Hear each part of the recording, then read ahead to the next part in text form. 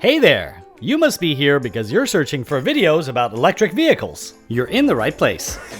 A few years ago, when you heard the words electric vehicle or electric car, you probably thought of a strange and practical machine that had no place in your life. But today, nearly every auto manufacturer from Ford to Chevy to Porsche is releasing electric versions of their most popular models. Honey, who are you talking to? Dinner's almost ready. Just a second, honey. I'm doing this internet video about electric vehicles. Oh, okay, influencer. Make it quick. Will do. These new electric vehicles are flat out fun to drive. They have incredible torque when you press the pedal, great handling because of the low center of gravity, and the most fun part of all is not having to stop for gas. And right now, for the first time, the total cost of ownership of an electric vehicle is about to beat the cost of owning its gas-powered brother, if you consider the fuel and maintenance savings and some tax incentives that are offered. But is an electric vehicle the right choice for you? Let's take a look. Range. Just like gas-powered cars have different ranges depending on the size of their tank and fuel efficiency, electric vehicles have different ranges depending on the size of the battery and power consumption. Some can go as little as 100 miles, while others can get over 400 miles on a single charge. So, what kind of range do you need? If you're like me, living in a suburb, being able to go 40 miles round trip to work and back without recharging is nice. You can do that with most electric vehicles. And you can do this with every new vehicle on the market today. And with the right equipment installed and the right EV, you can get much longer ranges charged overnight. Charging. Now think about that for a second. You just plug the car in at night and you have full vehicle range in the morning. You never have to go to a gas station in the morning.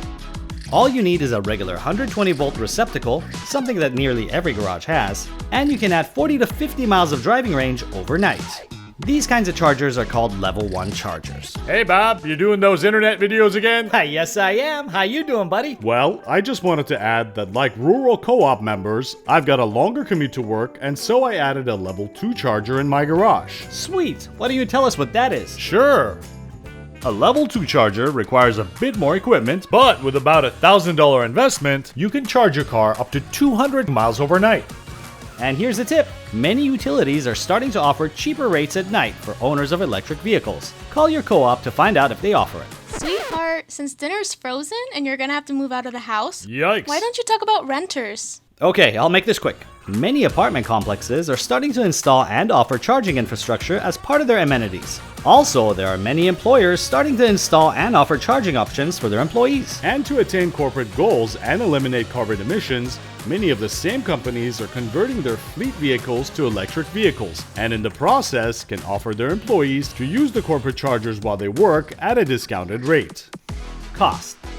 Now you may think these vehicles are super expensive, but you'd be surprised how affordable they are when you take into account some federal and state tax incentives. Cost of fuel and maintenance. And of course there's the cost of fuel and maintenance that really makes these cars cheaper in the end. The cost of powering these vehicles is significantly lower. To make a comparison, we suggest you visit chooseev.com/save to find your electric utility to see how much it will cost to charge your EV based on their power prices. If you can't find your utility, use this simple calculator to generate an estimated cost. Compare your current gas-powered vehicle to any new or used electric vehicle. Or compare a new gas vehicle to a new electric vehicle, see how much you might save when you choose EV for your next vehicle. And when it comes to maintenance, I'm no rocket scientist, but from what I've read so far, EVs have significantly fewer moving parts than their internal combustion engine counterparts. Fewer moving parts equates to less breakdowns. Okay, Bob, get your moving parts inside so we can eat already. See you all next time when we compare the cost of owning an electric versus gas-powered car.